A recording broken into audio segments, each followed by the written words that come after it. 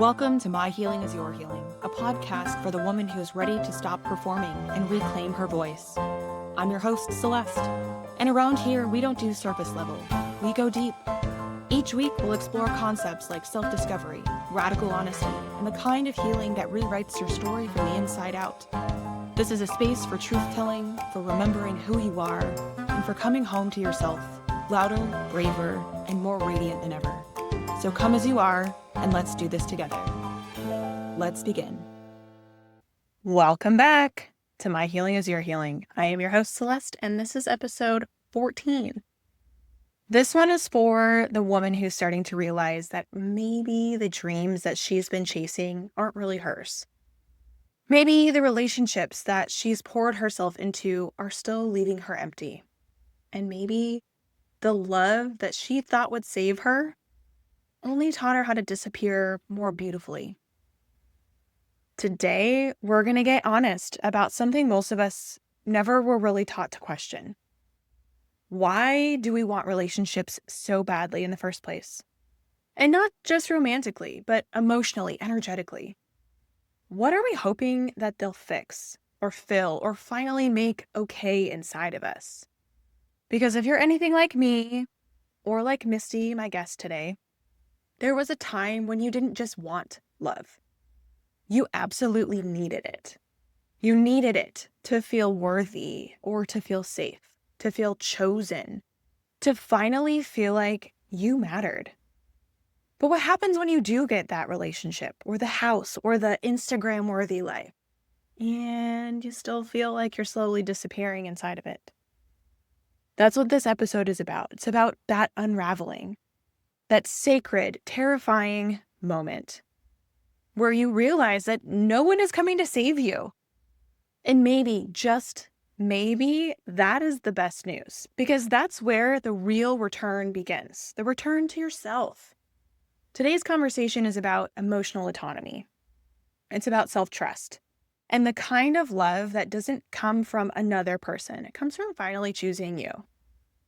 So we're going to explore what Misty calls Manfasting, which is a conscious pause from relationships. Not out of bitterness, but from a deep desire to meet yourself first. So we're going to talk about what it really means to self-source love, safety, and validation, and how our hunger for connection can sometimes mask a deeper disconnection from ourselves. And finally, we're going to look at how to reclaim your identity after self-abandonment is disguised as love. If you are in the middle of this raw, holy middle space between who you were and who you're becoming, this episode is your invitation to come home. So let's dig in. Welcome, Misty. So glad to have you here. It's very nice to see you. It's good to see you too. Thanks for having me on. I'm super excited.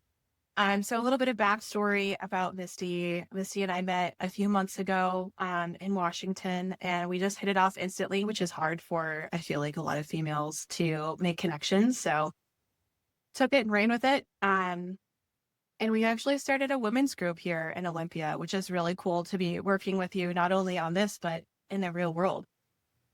It was very, very instant. Yeah. And by the time the night was over, the first night, we had dreamed up this group and we were ready to start hanging out. I love it. Yeah. So I'm going to read your bio and tell everyone a little bit about you first, and then we can get started. Awesome. So Misty Lynn is a no BS life coach, a writer, and a mother of 3 grown sons. Through her coaching business, Savvy Coaching Solutions, she helps women get their shit together, not by hustling for worth, but by healing their relationship with themselves.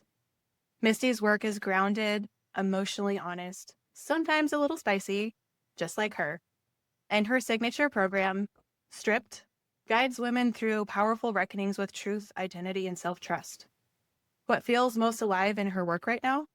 It's liberation, leading women to emotional freedom, one aligned decision at a time. So I'm really excited to dig into. Yes. Yeah. When you and I were talking about Manfasting the first time, it just dawned on me that it was a concept that I had never tried before. So let's talk about this season that you call your undoing. What were you undoing? And My undoing. yeah, what did it feel like? So the doing part was started back way back when I was 12 years old and my stepdad died and I immediately found myself in my very first relationship ever. Wow.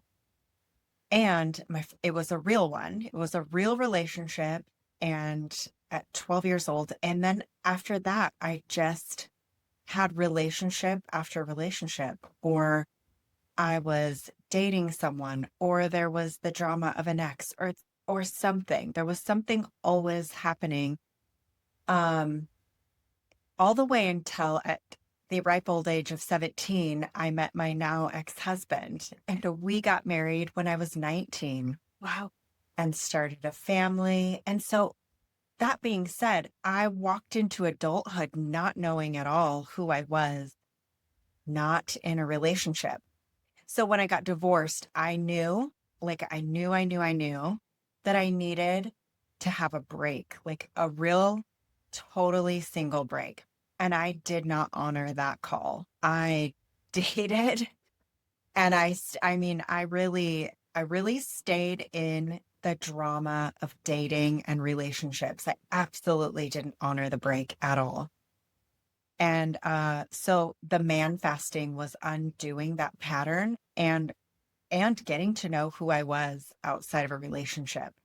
That's such a strong thing. And you just reminded me of something that my mom used to tell me when I would break up with a boyfriend. She's like, take at least 1 year just to be single. And I'm like, no, I'm okay.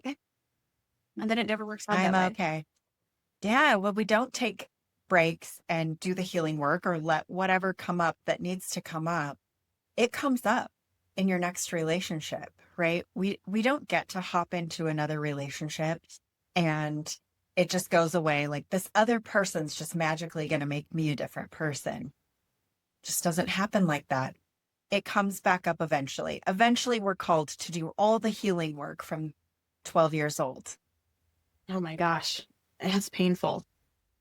So take me back to the moment where you realized that your life no longer felt like yours. So, in all of that dating, after my divorce, I would say that I started to make worse and worse decisions in my dating the more time went on. And I landed myself in a pretty toxic dynamic.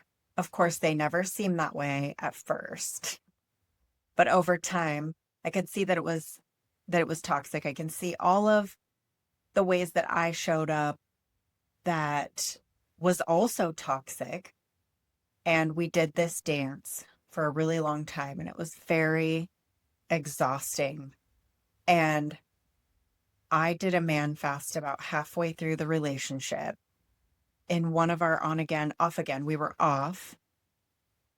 And I gave myself the gift of that 3 months where I could get to know myself and, you know, what I liked, what I didn't like. And I fasted. So the point of a fast, right, in any fast, whether we're fasting from sugar, um, or, food or media or whatever, is to let whatever needs to come up. It's so that we're not buffering. And so at the end of that fast, I ended up back into that toxic dynamic, thinking though that I was going into this a little bit healthier, a little bit smarter, knowing myself a little bit more. And I was, but I went back into it. Um, Still just not listening to my inner wisdom. And that relationship continued in the same fashion, in an on again, off again style for another few years until it ended in just a really kind of devastating way. where I really had this moment, um, where it was like, have you ever heard the fable of the boiling frog? Mm-mm. Okay, so the fable of the boiling frog is that if you put a frog into boiling water, it'll jump out immediately. But if you put a frog into lukewarm water and you turn the heat up, it'll hang out there and it'll just boil to death. Makes And so perfect sense. yep, that's how toxic relationships happen, right? And then one day, there you are, right? You're like, how did I get here? Well, because typically when we hop into these dynamics, we don't hop into boiling water. But you'd run away screaming. Yeah. Yes. Yeah.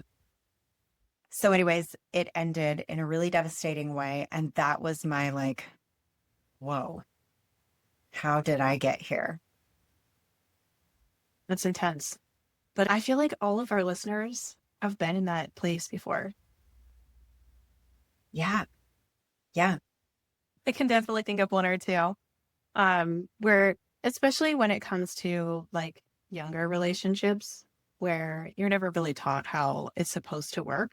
You just kind of get it from TV or whoever you've watched in the past in their relationships. And you never know until you're like in the boiling water, until the water is, 150 degrees. And yeah, but before it felt like a nice little hot tub and it was nice to be in. And then it just started stacking. Yeah, that's right. And in those situations, we have story after story, uh, why we shouldn't be there. But the real question is, why was I a yes for it for so long? When did I start ignoring the red flags? Yeah.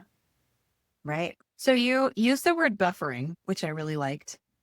I use the word like numbing or dissociating. Tell me a little bit more about what that means, especially in this context.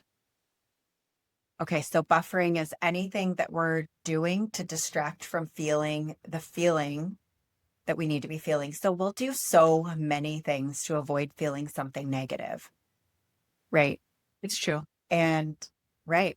I mean, whether we're loading our Amazon cart or having snacks or anything we do that's over, right? Over drinking, over social media, overeating, whatever it is, that is a buffer so that we don't have to feel the feelings that come up.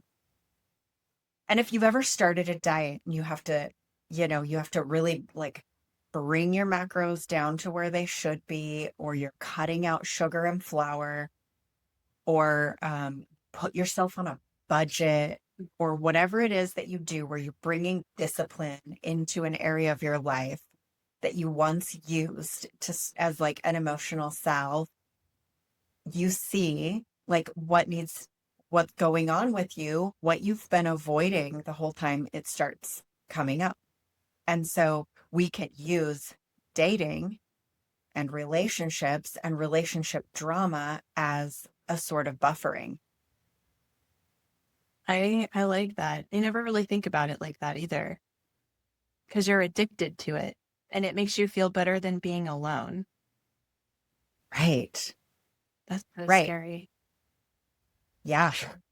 We do get addicted to it too without realizing it. The highs and the lows and the attention.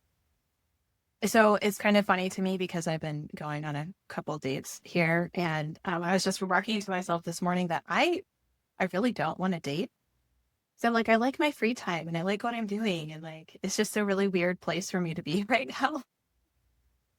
That's And funny. And recognizing that. and do you feel like you should be dating? Yes. Yeah, because everyone's like, well, why are you single? You should have somebody in your life. And I'm like, I'm married to my work right now. Oh, yeah, that is actually an interesting driving force, isn't it? I bumped up against that too, where it was like, why are you single? As if There's something being, wrong with you. yeah, it felt that way, being like there was something wrong with me if I was single. Yeah. Okay, I want to go back Mhm. to our story here. You said that you achieved everything you were told to make you happy, or that would make your life successful. What were those things, and what did you feel after you got them? Mm. So, like I said, I got married young, and um, there had been a model, the model of marriage that I had witnessed in my life, right? It wasn't good, right? It was really dysfunctional and unhealthy. So I was going to do everything right. I was going to be a good woman and a perfect wife and a perfect mom, and I was going to stay married forever. And we really got to work um, building a life, right? Buying houses and having kids and going on trips and we had, I mean, those kids, they are still super dreamy.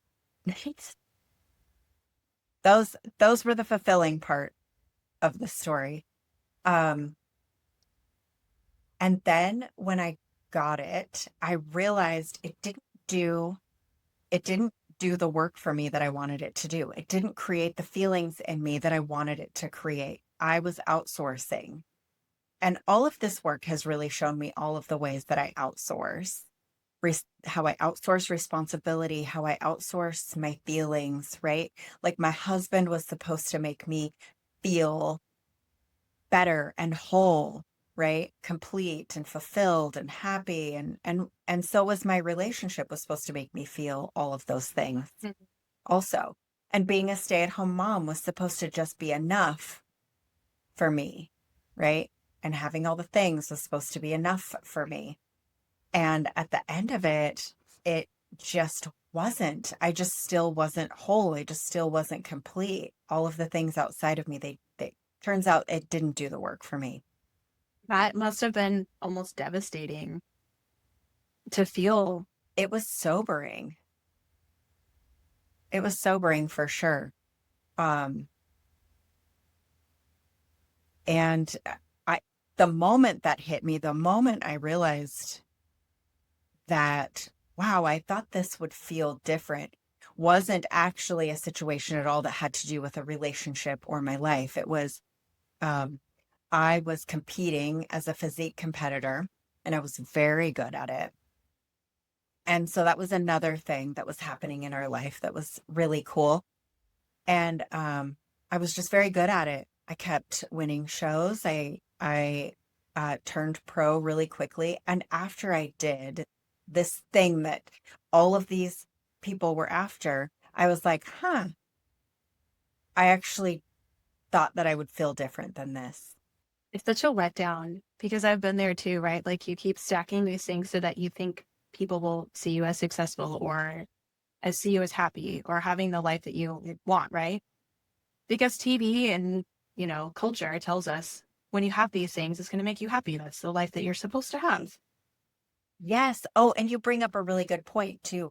The what people see, I was thinking about this, is like a lot of that had to do with if people saw me in a certain way, right? If my husband saw me as a good wife, if my family, if my friends, they saw me as these things, it's like it's like they would hold this belief about me that I could borrow and become, right? But I don't think people can outthink and outbelieve um any of the shame that we carry Mm. or any, of the crappy ways we think about ourselves. Yeah, because you are the only one that is in control of those feelings Right. and those emotions. Right. I mean, and we know this on just a really surface level when someone's like, "You look great." And you're like, "I don't know. What? I don't think so." I mean, people can tell you something all the time, and if you don't believe it, you just don't believe it. Mhm. That is so true and so hard to realize because I mean, I walk around on a daily basis and I'm like, man, I feel so fat right now. This is awful. And I don't want to go out in public. And then everyone's like, oh, you look amazing. Have you been working out? And I'm like, no. But if you had a different mindset and you wandered around and you're like, man, I feel amazing, everyone else is going to feel that too. But you get the benefit of feeling that first. Yes. Yeah. Yeah. It's almost like we want people to feel the feelings for us Yeah. and then project it onto us, and then we'll borrow the way they feel about us It'll for save ourselves. you. It'll save you. That's what they're there for. Right. Well, let's dig deeper into man fasting since that's what we're here for. I know you talked a little bit about your decision. Tell me a little bit more about what sparked it. Was there a catalyst for it? Um, I had been really feeling the tug. It was really mostly a spiritual decision. Honestly, I had really been feeling the tug. I knew that I wasn't honoring what I knew from my divorce. So I was probably 6 years post divorce, and and I didn't listen to that call way back then, and it was pulling on me again.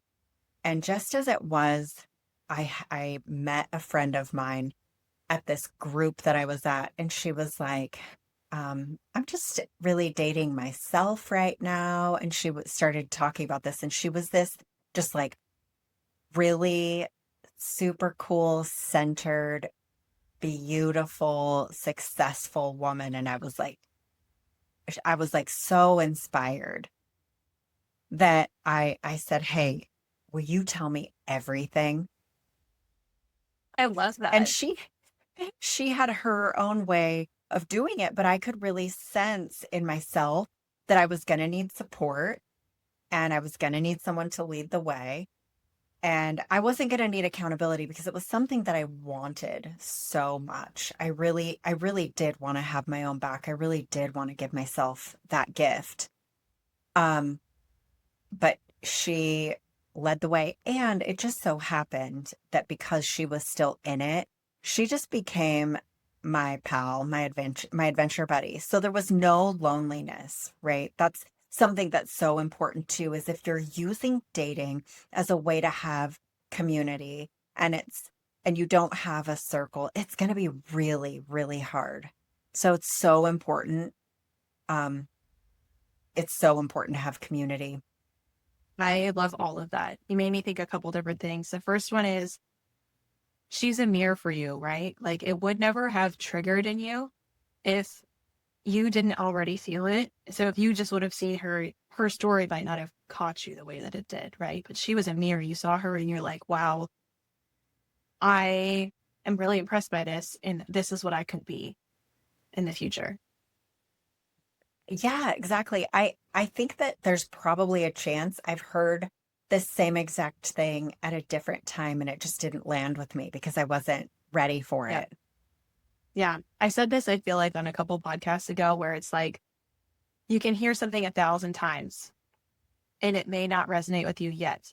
But when you hear it that thousandth and first time, you're like, oh, huh, maybe it's a different way or somebody else saying it, or you finally have healed enough to start moving into that direction. But it's so crazy when it just goes, it clicks. Yes. Yeah. Yeah. You know what? That actually made me think of when we talk with somebody and we give them advice or some direction and they don't listen, but then they go somewhere else and they hear the same thing, right? This actually happens as a mom all the time where you tell your kids something and they're like, nah, I'm not going to do that.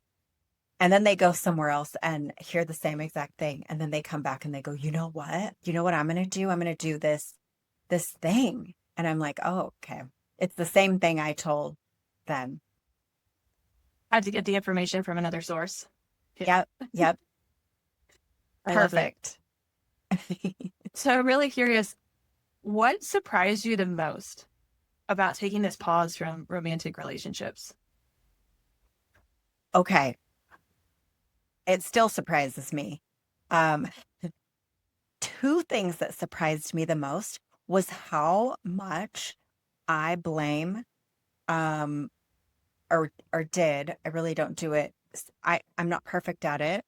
Let me preface that. But how much I blame my bad days on my partner. So I had this, it was not just my partner, just it can be just other people. And I found myself in a moment, I was having just a moment in time where I, for whatever reason, didn't have access to anybody. Um, it would be like me at that time if I was having a bad day to be able to spin it in my mind that and blame it on my divorce. My bad day is because of my divorce. And if all these things had gone this way, and, then I wouldn't be having this bad day. And I caught myself doing that, but having nowhere to sort of point or direct my frustration or my anger. And I realized that I wasn't, while I was very physically responsible with my life, I wasn't very emotionally responsible.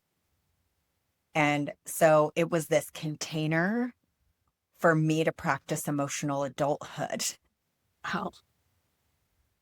That's hard though, because especially when you have to sit with yourself by yourself. And for a lot of us, it's Mhm. really, really hard, right? Because we will do all of the dissociating, or what do we call it? Buffering, where we don't have to Yeah. be alone with our thoughts, right? And we're numbing ourselves with wine or food or snacks or TV, Amazon carts. Um, so you don't really have to process your feelings, your emotions. You don't ever feel them.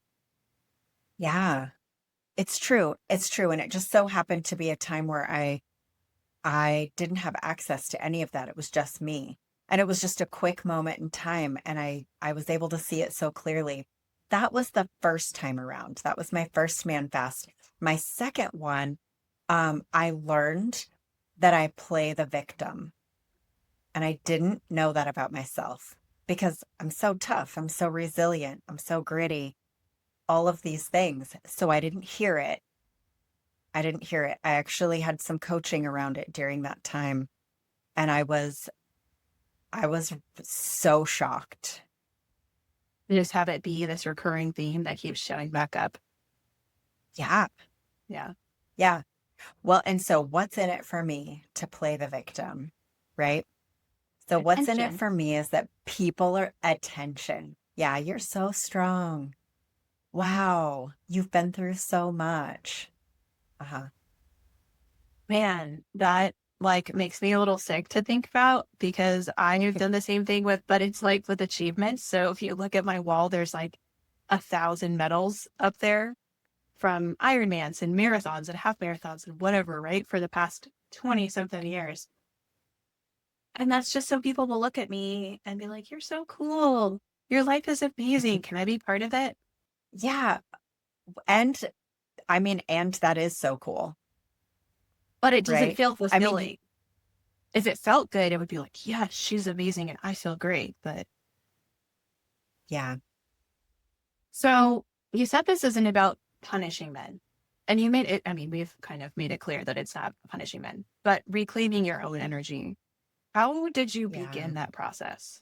Um, so the very first time I did this, my friend said, you can't hate men and date men. And then through that, I realized that I can't teach anybody about me if I don't know me.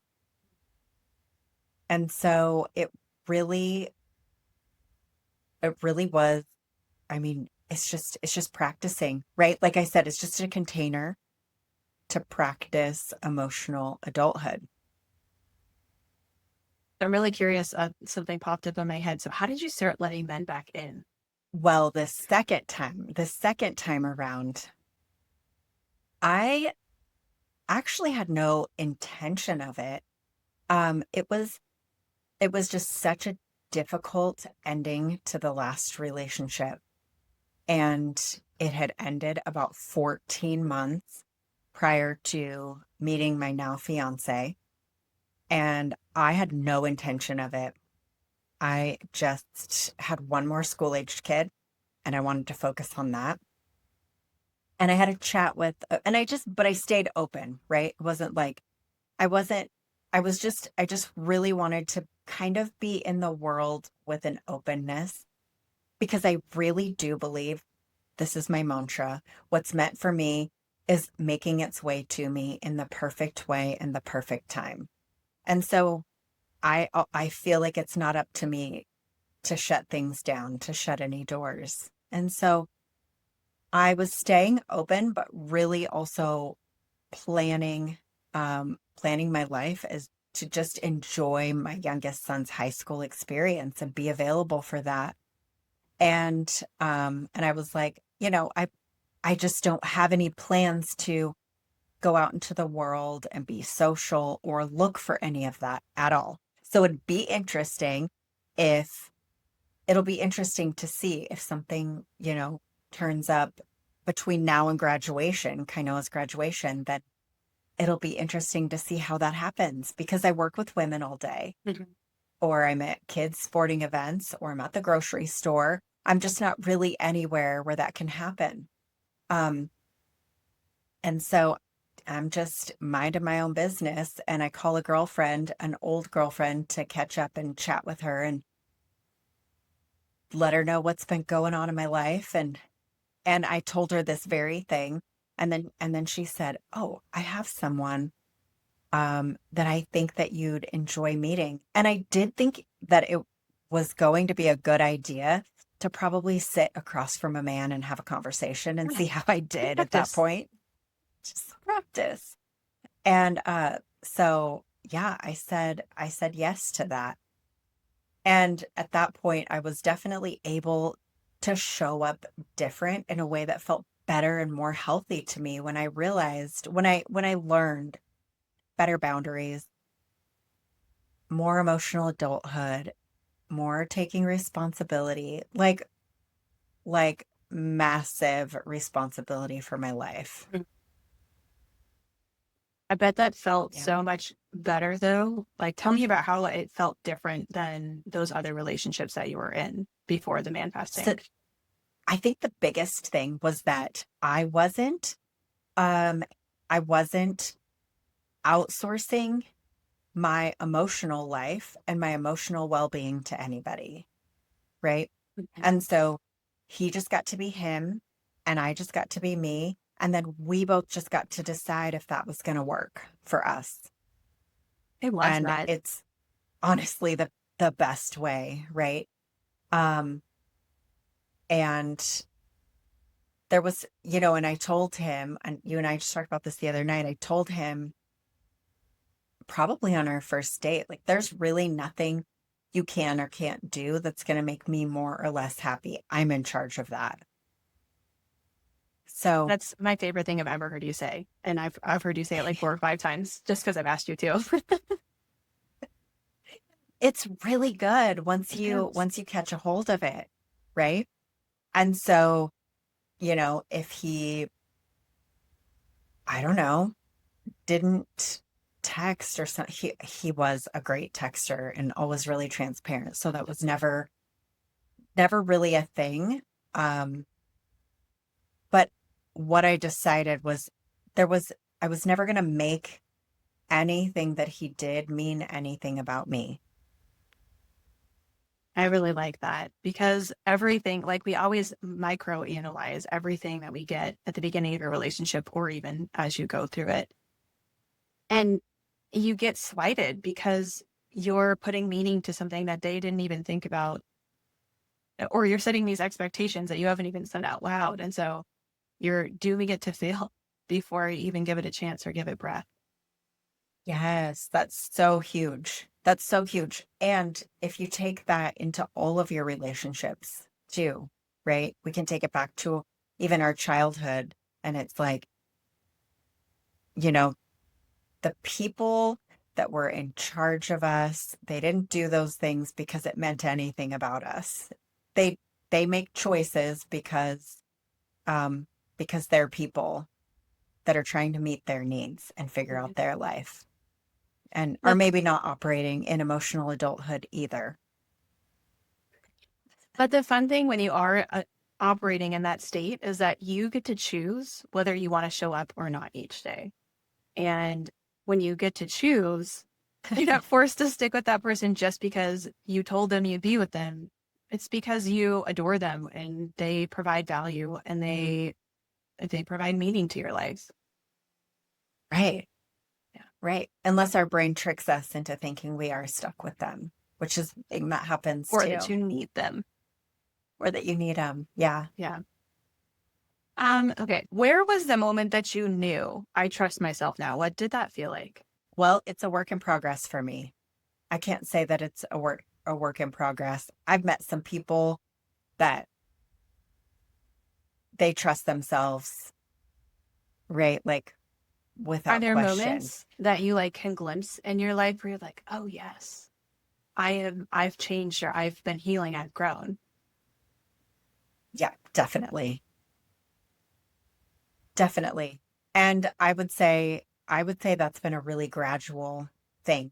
But here is, I think, one of the biggest things for me that was really helpful was when I came into radical acceptance of myself. And so I wasn't trying to fix me or change the things that, or be perfect, right? Change these things that might be looked at as something I need to work on, or um, something terrible about myself.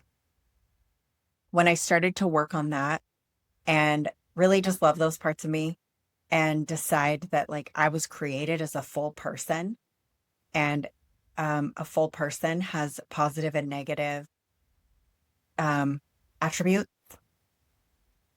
We make choices. We're making choices all of the time.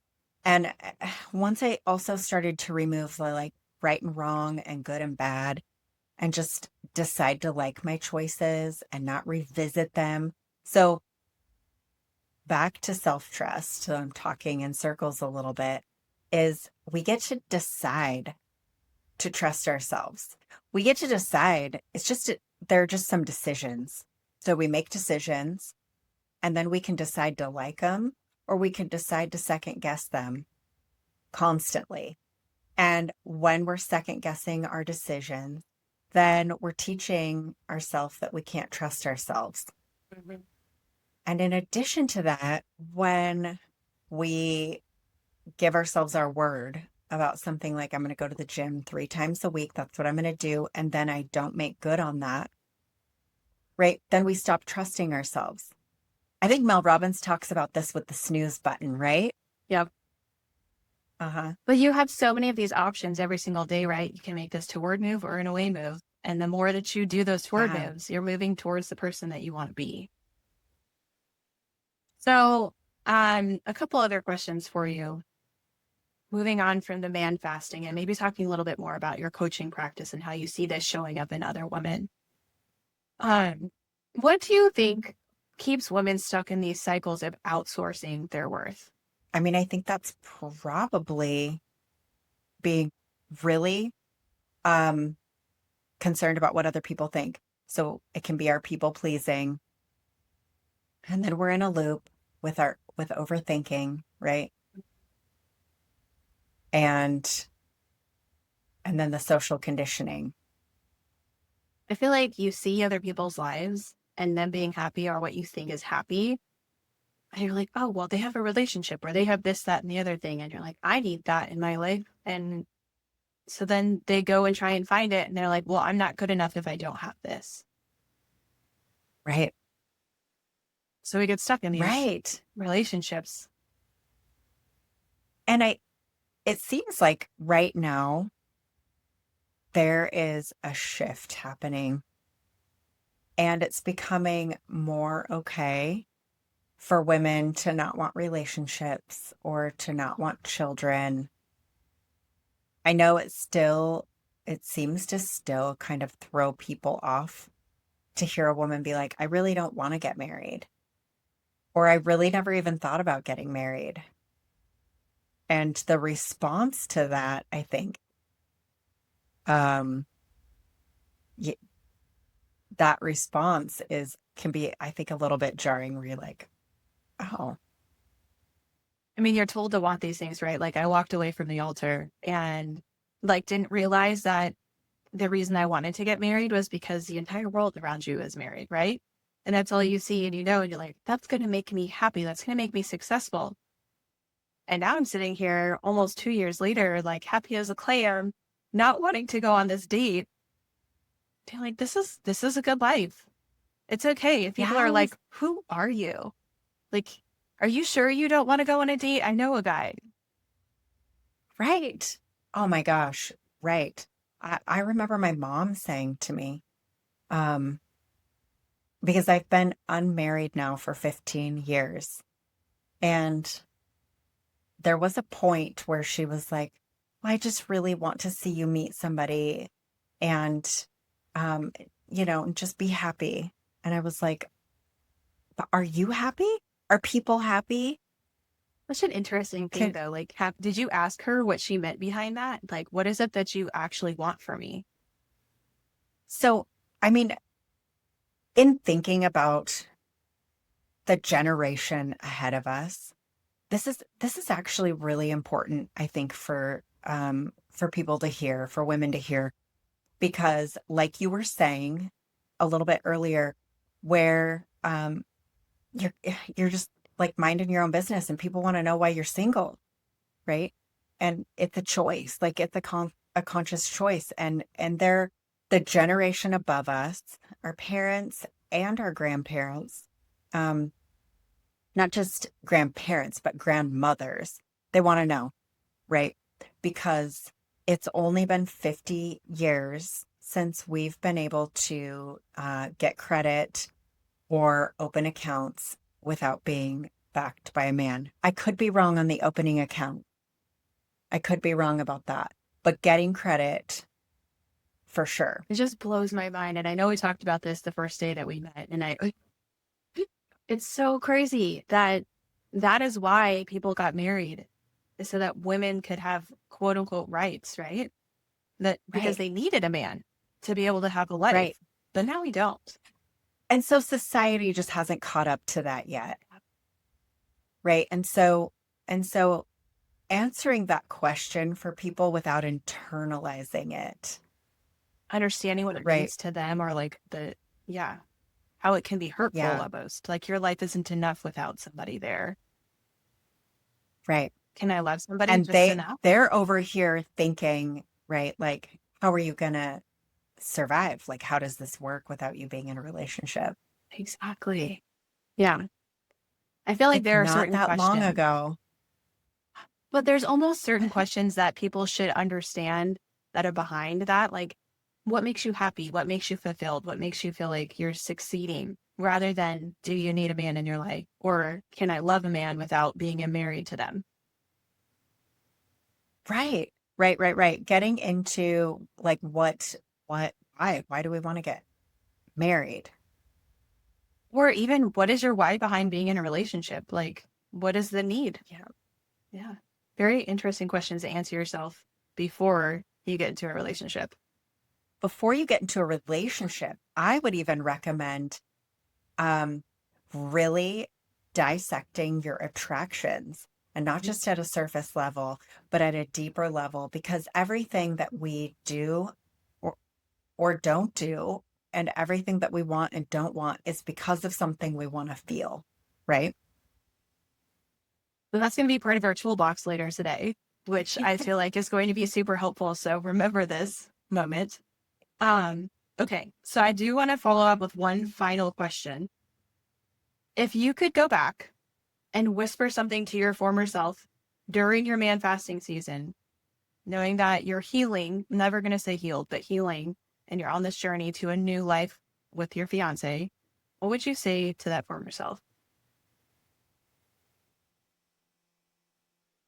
I thought you were going to ask me what would I say to my younger self.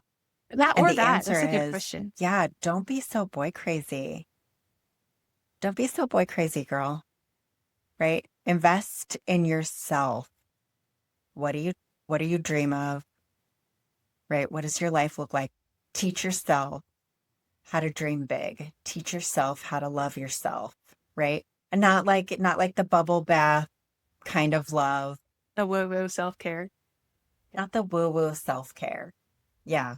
Um, but just in that falling madly in love with yourself.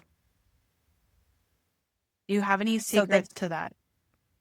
the difference between the first time I man fasted and the second time I man fasted was that I did have a coach in my life the second time that walked me through that process. So I, while Manfasting was the container, coaching was the magic. Can you explain a little bit more about why? Because having somebody else look at your brain, right? And listen when you're talking, right? Like a good coach can pick up on those limiting beliefs and those patterns and uh, bring it to your attention faster than you can. It can be difficult to see the forest through the trees. Absolutely. So people can reach out to you because you are a life coach and work with Yes. you on band fasting. Um, so I'm gonna drop your Instagram and your website here, but I want you to be thinking about the final thing that you want to be able to say to our listeners. What would you say to someone if they were starting this journey? Maybe they're still in the midst of a bad relationship, or they're really like on their thousandth time hearing something, and this is going to be the thousandth and first time. Well, gosh, in a situation like that, it's like we can't hand people their aha moments, right? I think the thing that I want to know from people and from myself, and do we believe that life is happening for us or to us, right? It's so important. It's so important because if we believe that life is happening for us, then we are, I mean, it's great news, right? Because we can look at our challenges and our struggles as a part of the journey and as a part of the process. But I think that the other thing is when we take massive responsibility, right? When we try to see the truth in maybe what somebody is telling us, or the truth in um where we mess up, or whatever. If we immediately go, yes, I can see that, right? The great news about that, the great news about our mistakes, or what we call mistakes, right? It, if we're going on a right or wrong, is that when we take responsibility for them, it means we also can change them. I like that. Well, it was wonderful chatting with you today. If you guys want to Thanks work for with having me. Misty in the future, her website is www.savvycoachingsolutions.com. And her Instagram and TikTok handles are at Savvy Solutions.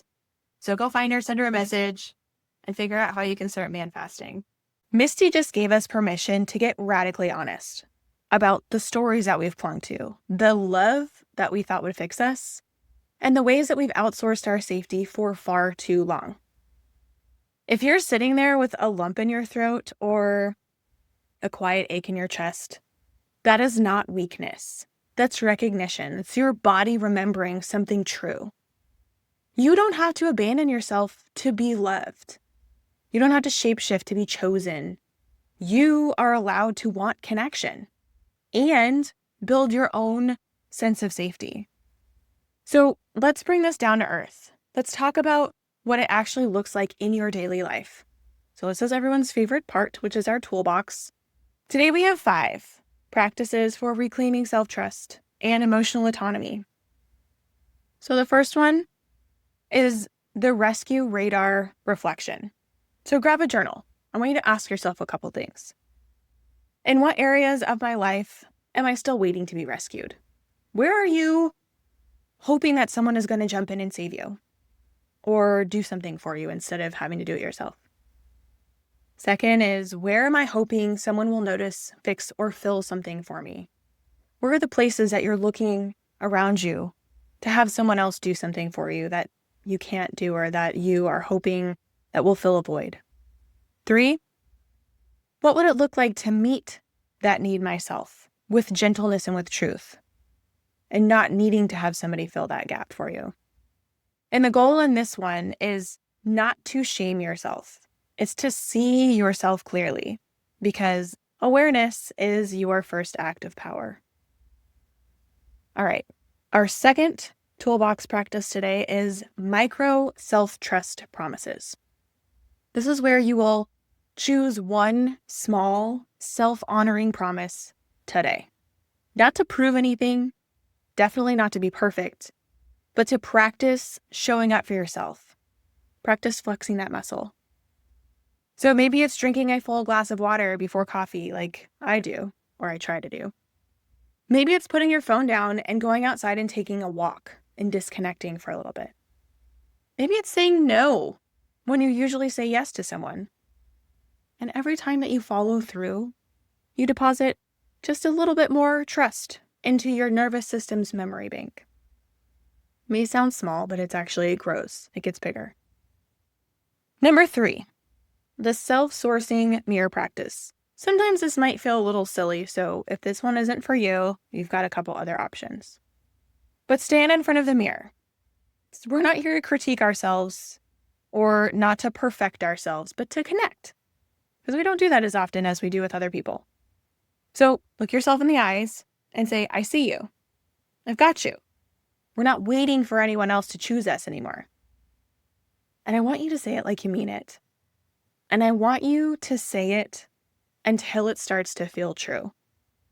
Say it until the ache starts to soften. Because the love that you are looking for, she's already in there, inside of you. All right, number 4, and this one's a little longer. These are boundaries that begin with you.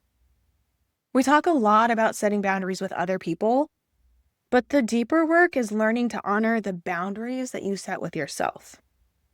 So here's how to begin. Step 1, name the boundary that you need. You're going to ask yourself a couple questions. So where in my life do I feel constantly drained, resentful, or overwhelmed? What am I doing that feels like self-abandonment? What boundary would help me honor my energy or truth here? These are all questions of when you start to have that awareness, right? And being able to tell when you need to set a boundary because you're feeling drained or you're feeling resentful. So some examples here might be, I won't text him back when I feel lonely just to avoid being alone. I'm going to sit with myself instead. I will no longer take on work after hours just to prove my worth. I will pause before saying yes and check in with what I actually want. It's kind of funny. I did this once where my knee-jerk reaction to somebody asking me out on a date was yes, sure. And then an hour later, I was like, wait, what did I just do? Why did I say yes to that when I wanted to say no? And I had to go back and send them a text message and say, hey, I'm really sorry. I just checked in with myself. They weren't super happy about it, but I felt better when I connected with myself after that. So then the step 2 in this is practice your boundary language.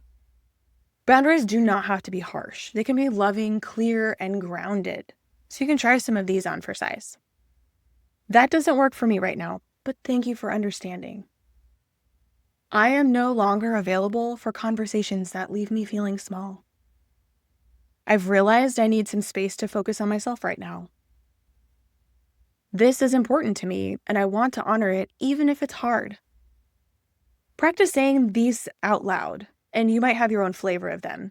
Say them into the mirror or to a friend or into your voice notes app or to your chat GPT. Let your nervous system feel the safety and the clarity that you're providing by saying them out loud. And then the step 3 here is anchor the boundary with a self-check-in. Setting a boundary is one moment in time. Honoring it is the ongoing practice that we want to have going for ourselves.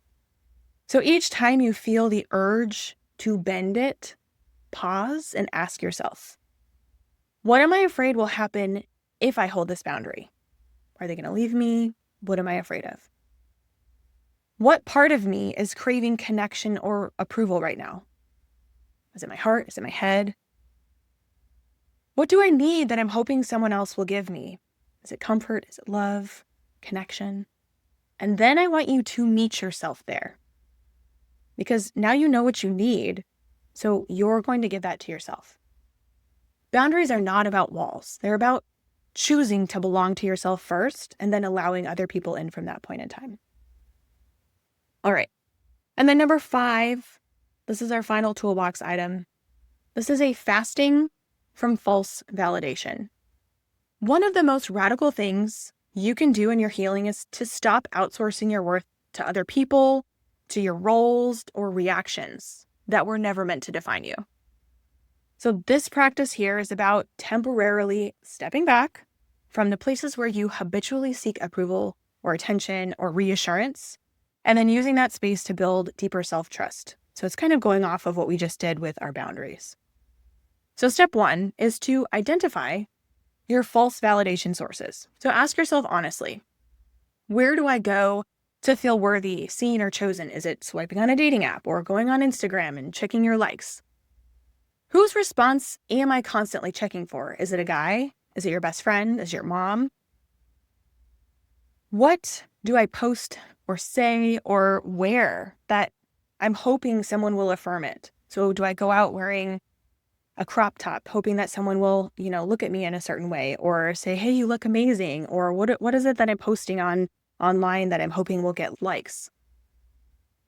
All right, this could be, and I just gave you examples, but we've got rereading text messages, waiting for a certain reply from someone, posting stories just to see who views them, over-explaining yourself in conversations just to feel understood, saying yes just to avoid disappointing someone, reaching for someone like your ex, your boss, or even your parents' voice in your head. Write them down and be tender with yourself. There's no shame here. I just want you to have awareness of where you're reaching out and how you're wanting to feel. All right, step 2 in this, you're going to create a 3-day validation detox. So for the next 3 days, whatever the things that were coming up for you, you're going to set a boundary. So whether it was texting, don't text first just to feel that connection. Pause before posting something just to be seen and ask yourself, am I sharing or am I seeking validation? And then resist asking, do you think I did the right thing to someone else? And instead, ask yourself. Replace the reflex of reaching outwards to reach inwards. And if you want to, you can use journal prompts like, what am I hoping to hear from them? Can I give that to myself instead? And what would my inner knowing say right now? And then step 3, rewire the source of your worth. So every time that you choose not to chase approval, you are teaching your nervous system this. I am safe, I am whole, and I do not need to be chosen to choose myself. Because your worth doesn't rise and fall with someone else's opinion. It lives in how you hold yourself.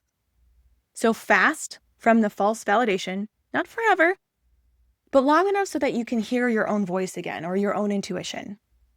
Let your inner voice get louder than the need to be seen, and let your alignment become the validation that you need on a daily basis. So, in final reflection here, many of us were taught that love is earned, that safety is given, and worth is conditional. But what Misty reminds us is this: you don't need to be rescued. You just need to be reunited with yourself, with your truth, your voice, your softness, your own power. And choosing yourself is not selfish, it's sacred. It is the beginning of everything else. So if this episode stirred something in you, please share it with a friend who needs this reminder too. Tag me on Instagram at myhealingyourhealing or send me a voice note. I would love to hear where this landed for you. And if you're in your own season of self-return, I've got some tools for you to support you, not just the toolbox that we're creating for ourselves. Hop onto my email list for the free 30-day Radiant Woman Challenge. Or you can schedule a discovery call to work with me as a life coach. You do not have to navigate these things alone. So until next time, keep showing up, keep growing, and remember, you were never meant to dim your light. Thanks for tuning in and being here, for healing out loud, and for walking this path beside me. If this episode cracked something open or helped you remember a part of yourself, pass it on and share it with someone you love. For more support, free resources, or the next steps to your journey, head over to my website, myhealingisyourhealing.com. And if you love today's conversation, subscribe, rate, and leave a review. Your words help this space grow and help more women find their way home to themselves. If I was your muse today, then my healing is your healing. Until next time.